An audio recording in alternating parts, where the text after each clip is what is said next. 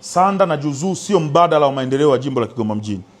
Shida za Kigoma mjini ni nyingi, lakini targeti yetu tulichokitangaza wakati tunaomba kura, tuliomba kwa sababu tulisema tutaleta barabara na tutaboresha masoko ya jioni. Hiyo ndio ilikuwa hoja yetu ya msingi ambayo tumeishika mkononi. Lakini pia tulikubali kama tutaboresha mazingira ya wavuvi na tutawasaidia vijana wanaofanya biashara ya bodaboda. Kwamba sio kama tukishafanya hivi basi hao ndio tumeacha, hapana. Lakini hatuwezi kuacha hivi kwa sababu tunayo majukumu. Na moto utawaka. Katika Bunge la Jamhuri ya Muungano wa Tanzania watajua kama kuna kiumbe kinaitwa Baba Levo kiko humu ndani, kimetumwa na watu wa Kigoma. Wataona na nyinyi wenyewe mtakaa mtasikia raha. Ukiona Baba Levo amenyanyuka ukikaa kwenye TV unajua kabisa kuna vyuma vitaanguka. Mimi sijui kusalisha, lakini katika hili la kuongelea wananchi hilo nalijua vizuri sana. Sasa sinazijua shida za wananchi. Ukinipa hapa nisalishe, hiyo utakuwa umeniingiza kwenye mtihani. Hata al-Fatiha yenyewe kuimaliza itakuwa ni shughuli nzito. Lakini si hapo mashehe wangu wataniombea. Ila kusemea mji wa Kigoma, hiyo na uhakika 100% kwamba watu wa Kigoma wamepata mtu sahihi wa kuweza kuwasemea. Lakini pia marafiki, mimi nina marafiki wengi. Nina marafiki wengi ambao wako tayari kunishika mkono kunisupport. Diamond Platnumz amekubali kuchimba visima 20 katika jimbo la Kigoma mjini katika misikiti 20 na visima 5 katika shule.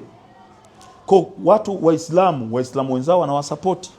Na mimi siwezi kukataa msaada kwa sababu ni wa Waislamu kusema ati utabagua na kila kitu. Acha visima vichimbwe, kama kuna Mkristo naye akisikia anasikia kama hii ya Waislamu imemtouch kidogo, na yeye alete visima vingine vya Wakristo tuchimbe kwenye makanisa. Kina ubaya gani?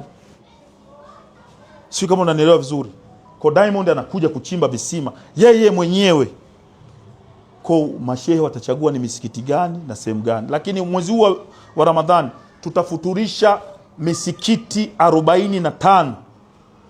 Tutafuturisha misikiti 45. Kwa hiyo kata yako kama una misikiti, ongea vizuri na mashehe wa wilaya na mashehe wa mkoa ili mkae kwa pamoja, kwa sababu mimi siijui misikiti yote.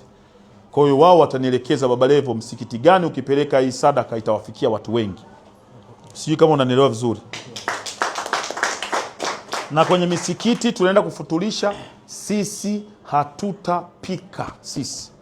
Mashehe wenyewe wa misikiti ndo watajua nani anapika.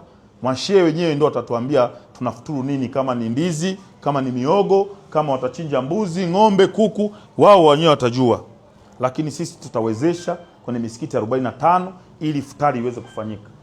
Najua ni gharama na mawabunge wengine hawezi kufanya, kwa sababu ukiangalia kata yangu misikiti 45, tafsiri yake hiyo minimum ikikutoka itakutoka milioni 40 au 30 minimum.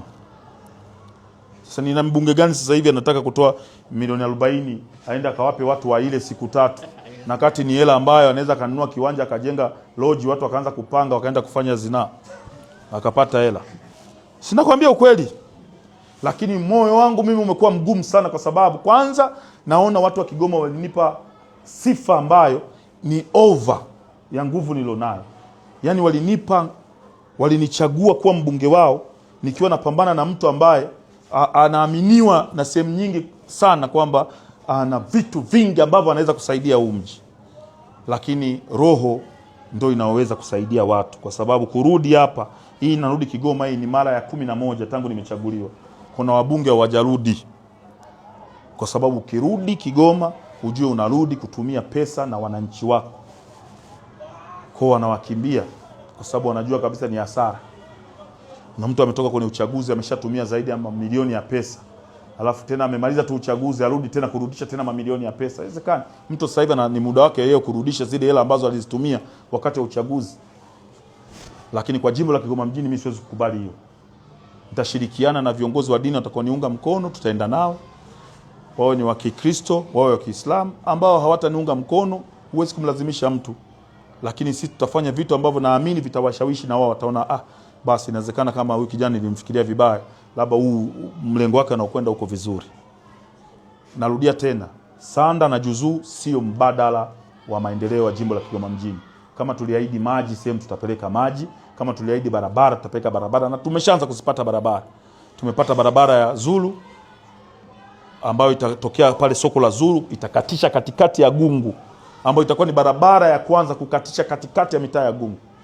Mitaa ya Gungu watu wanalima barabarani. kwa sababu hakuna barabara, na tumepata barabara ambayo itaiunganisha Nazareti kuiunganisha na barabara ile ya kwenda Mwasenga. Kile kipande kile cha pale katikati kinapita hospitali ya Baptist. Kipande ni kibovu sana. Hizo tumeshapata na ni lami. Ukisikia nakwambia barabara nimepata, ujue ni lami. Lami, mitaro na taa. Hizo ndo barabara mimi nasikia raha nikiona zinajengwa jimbo la Kigoma mjini. Ukiniletea matope na kuona kama vile unaniletea barabara ambazo wakati wa mvua ni matope, wakati wa jua ni vumbi. Yaani hamna muda ambao unatufanya tupumue na hiyo barabara ulituletea. Nakwambia ukweli. Tumekubaliana kwamba tutafuturisha misikiti 45 katika jimbo la Kigoma mjini. Sawa. Lakini ipo misikiti ambayo ipo hapa Kibirizi. Sawa. Ambayo tutafuturisha pia hapa. Wewe ni Muislamu? Mimi ni Muislamu. Kwa hiyo naamini kwamba mtawashirikiana vizuri na mashehe wenu wa wilaya, lakini tuna jukumu lingine la wajane. Tunahitaji kuwafikia wajane 500 kwenye jimbo la Kigoma mjini, ambao kuna vyakula nimepewa na Azania, vingine nimepewa na Silent Ocean, tende, ngano na vitu vingine tofauti tofauti. Sasa vile vitu vinatakiwa viende kwa wajane, tungegawa kwa kila mtu, lakini haviwezi kutosha. Kelele itakuwa nyingi, siasa yako itaharibika. Bora tuseme tumevigawa special kwa wajane, itatosha, itakaa vizuri naamini. Sawa. Kwenye hilo